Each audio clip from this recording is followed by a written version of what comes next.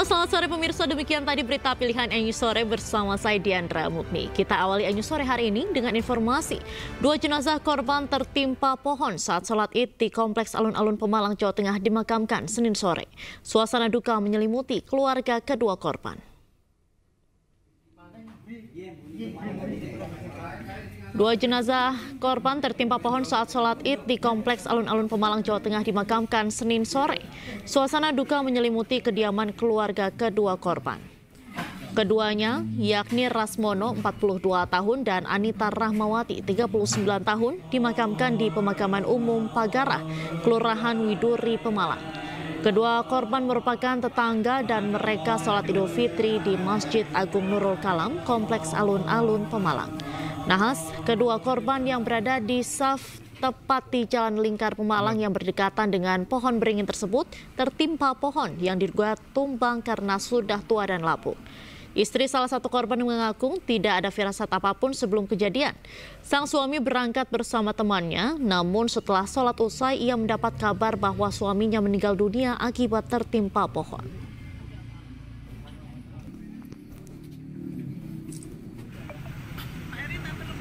Sementara itu total ada sebanyak 19 orang menjadi korban.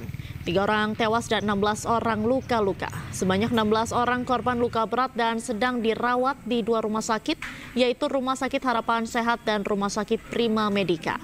Bupati Pemalang Anom Widiantoro menyebutkan seluruh biaya pengobatan korban luka ditanggung oleh pemerintah daerah Pemalang. Korban meninggal akan mendapatkan santunan dari Dinas Sosial. Kondisi korban luka sebagian sudah membaik, namun perlu mendapatkan penanganan lanjutan.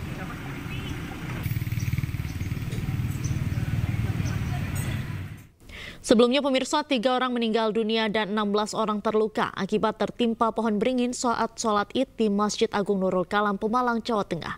Korban meninggal dan korban luka langsung dievakuasi ke 2 rumah sakit terdekat.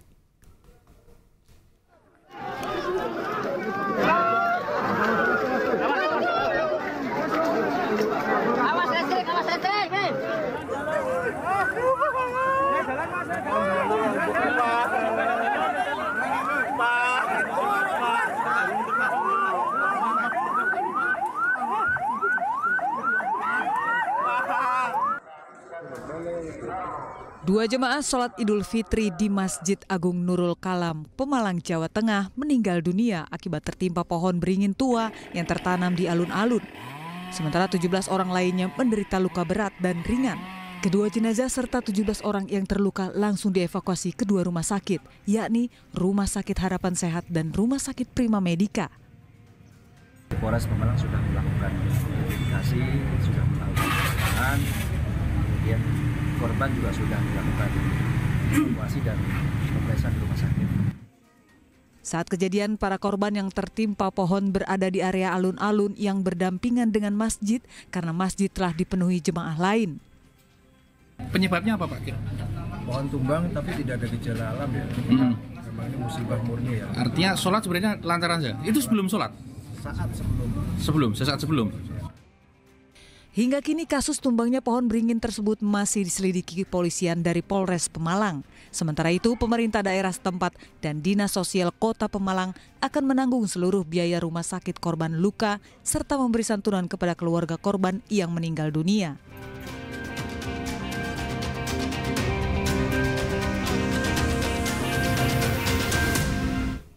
Dan untuk mengetahui informasi selengkapnya kami telah terhubung dengan rekan Suryono Soekarno di rumah duka salah satu korban.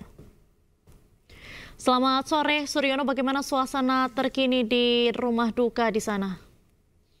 Selamat sore Diandra, bisa saya laporkan bahwa saya berada di salah satu rumah korban, berada di rumah Ibu Iriana.